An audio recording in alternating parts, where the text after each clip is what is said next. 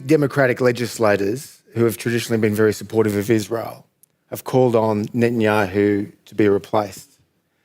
To what extent would things change in Gaza and the Israeli military operation in Gaza if Netanyahu is replaced, as many Democratic lawmakers and indeed Bret Stephens at the New York Times has called for Netanyahu to be removed? How would things change? Not at all. This is an argument that I hear in the United States, and it's made by liberal American Jews, people like Tom Friedman. At the New York Times? Yeah, at the New York Times, who believe that Netanyahu is an anomaly, and if we could only get rid of him and replace him with Thomas Jefferson or somebody like that, Israel will live happily ever after. This is a foolish argument, right? It's quite clear that Netanyahu and his war cabinet and most of the national security elite in Israel today agree with Israeli policy under Netanyahu. So it wouldn't change anything. It wouldn't change anything. It would change hardly anything. Look, there are a few points to make. I think in 500 years, if Jews, God willing, are around, the Jewish people look back and say, Netanyahu was a bad prime minister, a bad leader of the Jewish people who stayed around much too long and whose political selfishness led to the debilitation of the Jewish state on the eve of its grave disaster of October 7th. But again, let's contextualize a little bit. The government of Sweden, who most of us don't think of as a militant right-wing government, rules thanks to the votes of a very far right-wing party. In France, it's entirely possible that the French will be run by a prime minister from the Le Pen party in a few months' time when they hold elections. Right-wing populism is a phenomenon across the globe, and Israel is not immune from that. In the case of Israel, about 10% of the Israeli electorate voted for these extreme right-wingers. I think it's a great shame. I think they're noxious people who shouldn't be in power. Then again, about 48% of the American electorate voted for Donald Trump. So, okay. But some of these right-wing members in the cabinet, and this has been documented not just by that South African submission to the International Court of Justice, they do highlight some remarks made by some of these cabinet ministers that are quite offensive about wiping out Palestine. Look, a great American philosopher named Eric Hoffer once said that Israel is the only country in the world expected to behave like a Christian nation. Right? So there are bigoted scoundrels in the Israeli government. You know what? They're probably bigoted scoundrels in your government and in any number of governments. And this is important. Okay, in 1993, under Prime Minister Yitzhak Rabin, Israel went to sign the Oslo Accords, an effort to get Israel out of the business of ruling the lives of the Palestinians. In 2000, under Prime Minister Ehud Barak, Israel went to Camp David and made an offer of a Palestinian state. Now, the Palestinians rejected it out of hand. You might have said it wasn't exactly right, but the offer was made. In 2008, Prime Minister Ehud Olmert made another offer to Prime Minister or President Mahmoud Abbas, again rejected out of hand. Israel has withdrawn proportionally from more territory than any other state that I can think of. Israel withdrew entirely from the Sinai Peninsula, which it had conquered in 1967, right, for the sake of peace with the Egyptians. Israel withdrew from most populated areas of the Palestinian Authority, of the territories, again, for the sake of a prospective peace. Israel withdrew from southern Lebanon, now I think to its regret. So Israel has shown a consistent willingness to withdraw from territory in exchange for meaningful guarantees of peace. And that history has to be understood, at least if you're going to understand where the Israeli public is coming from when you wonder, why is Israel moving to the right rather than to the left? you say that Tehran's hand has been strengthened during this dispute. But let me put this to you. Iran is surrounded by hostile Sunni states. Across the Persian Gulf sits Saudi Arabia. It's fanatically anti-Shia and well-armed archenemy. In Iraq and Syria, at least until recently, you had Iran facing large Sunni insurgencies dedicated to slaughtering the Shia. Then there's the internal unrest within Iran. A lot of younger people, a lot of younger Iranians take a more liberal view about the world than their parents, and certainly the Shia clerical regime. So are you overlooking Iran's real weaknesses and limitations? Well, he only gave me 50 minutes to talk. If he had been willing to fulfill my request to be able to talk for 2 hours, I would have qualified my argument somewhat. No, there's absolutely no question that Iran has significant problems. But the thing you want to remember about Iran is that Iran is much more powerful than all of its neighbors. It has a very large population, and the human capital inside of Iran is very impressive, right? And if you were to look at the potential balance of power between Iran and Saudi Arabia, if they were both able to mobilize all their resources, it's a Bambi versus Godzilla situation. That's why the Saudis are so interested in the Abraham Accord. The Saudis want to jump into bed with the Israelis and the Americans because the Saudis understand that the Iranians have a lot of potential power, right? Whenever you want to measure the power of a country, the two things that you go to, number one are population size, and number two are wealth. Number two is wealth, right? Wealth and population size. And you look at the Iranian situation, they are potentially a very powerful country, which is not to take away from your points about the problems that they face. No, Iran is, in fact, in many ways, a weak state. It is like North Korea is a weak state, but weak states can do a great deal of damage. I've contended in other areas that the problem that we have now with China isn't that it's a rising power, in fact, that it's a diminishing power. And diminishing powers often tend to be more aggressive because they feel that time is against them, and so they try to play their hand through... like Russia in Crimea and the Donbass. Declining power play. Well, to some extent, that analysis is exactly right. That Russia has always responded to a sense of internal weakness with an effort at expansionary, aggressive foreign policy. But look, again with Iran, it is impossible to understand Iranian behavior merely as the function of a nation state pursuing rational national interests. The rational Iranian position should not be against Israel, right? And in fact, until 1979, Israel had few better friends in the Muslim world than the Shah, right? Than that traditional Persian monarchy. For a whole variety of reasons. Some of them go back to the fact that, Cyrus freed the Jews 2,500 years ago or whatever it is. Often because they had, at the time, a more clear common enemy in regimes like Saddam, the early years of Saddam's Iraq or other Sunni states in the region. The reason Iran behaves the way it does is because it has an ideology and a theology. And those are fundamentally militant and aggressive. For example, Iran without nuclear weapons, if you'll remember just a few months ago, lobbed missiles at Pakistan, which has nuclear weapons.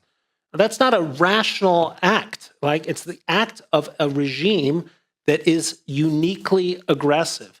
And too much of our discussion, not our discussion here, but too much of our kind of collective discussion is about, well, why is Bibi doing this? Why is Bibi doing that? Isn't he a bad guy? Isn't he obnoxious, et cetera, et cetera? But Iran, the actual malefactor in the region, typically gets a pass. And what's most astonishing to me is it often gets a pass from the progressive left in America and elsewhere. How is it that the most misogynistic regime in the region should get this passed? How is it that a regime that hangs gay people from cranes should get this passed? It's one of the sort of mysteries of Western politics, the alliance of people who call themselves progressives with regimes like Iran or movements like Hamas that oppose violently everything they claim to champion. Now, the Israeli leadership seems to believe that a full-scale ground military invasion of Rafah will finish the job of eliminating Hamas. You've said that that's not realistic. Now, your critics would say that with its gleeful mutilations, its rampages, its rapes and beheadings, its baby killing on October 7, Hamas needs crushing. And if Hamas keeps control of Rafah and the people, it wins. The Israelis may believe that Hamas needs to be crushed. And you can understand, given what happened on October 7th, why they feel that way. They're not going to crush Hamas. And if you read the newspapers carefully every day, you will see that Hamas has come back to life in northern Gaza, and the Israelis have now sent military forces into northern Gaza to deal with Hamas. The New York Times and the Wall Street Journal today have articles dealing with the fact that Hamas is almost impossible to defeat. They're just not going to defeat them. This is why I said to you, ethnic cleansing is so attractive to the Israelis. Ethnic cleansing solves the apartheid problem, what Tom was challenging me on a minute ago, and it solves the Hamas problem, which he's challenging me on now. You can't defeat ideologies, right? You can't. In 1946, there were plenty of National Socialists in Germany. Plenty of militarists in Japan. But what you can do is you can defeat the idea or the belief among a critical mass of the population that what that ideology represents is a wise way forward, which is to say, a conclusive military defeat of Hamas by Israel, which is a doable thing, okay, difficult, but a doable thing, should persuade Palestinians that they might love Hamas, but another October 7th is something they will never want to do, and their children will never want to do, because the consequences are so bad. In 1973, during the Yom Kippur War, Israel did not defeat Egypt's desire to destroy Israel. Israel defeated Egypt's belief that it could destroy Israel, and therefore it went for peace. Sadat decided that the strategy that his predecessor had pursued, let's mass our army, cross into the Sinai, defeat the Israelis, wasn't going to work. What could work? A peaceful solution.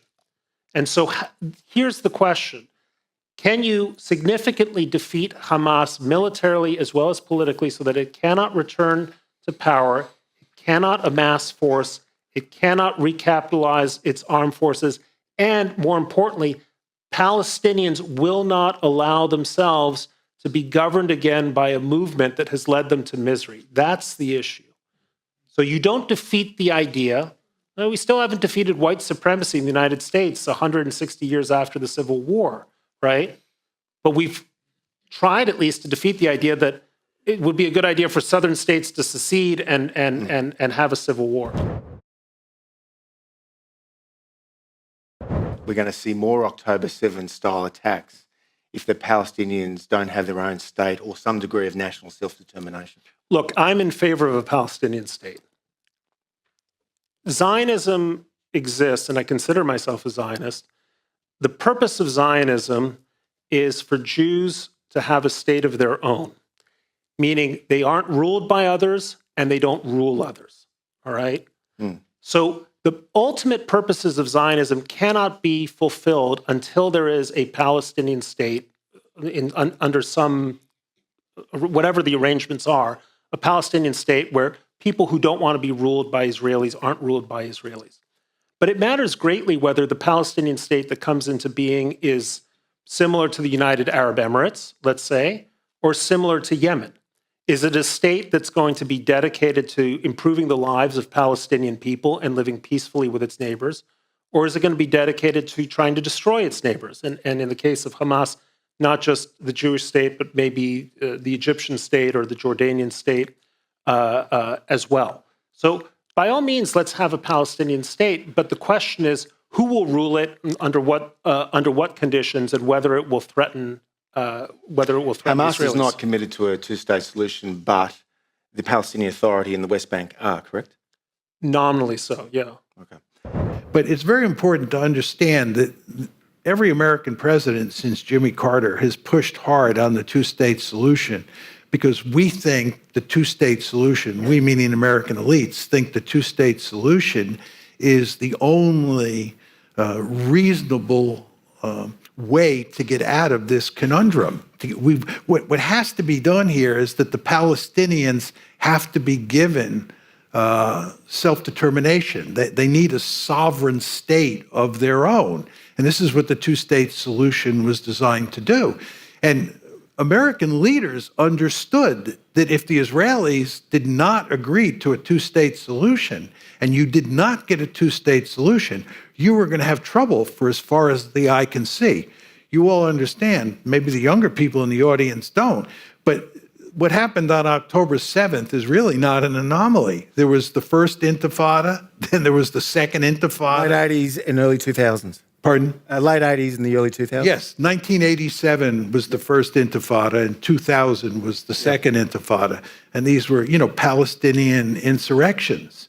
But John, you could get a two-state solution with the Palestinian leadership in the West Bank, but Hamas has made it very clear, as you've acknowledged, that they don't support a two-state solution. Absolutely, there's no question about that. Just want to be very clear here. This gets back to my point that Netanyahu was playing divide and conquer, right? Netanyahu had quite good relations with Hamas before October 7th because Hamas doesn't want a two-state solution and Netanyahu doesn't want a two-state solution. And from Netanyahu's point of view, the real threat was Mahmoud Abbas and the Palestinian Authority.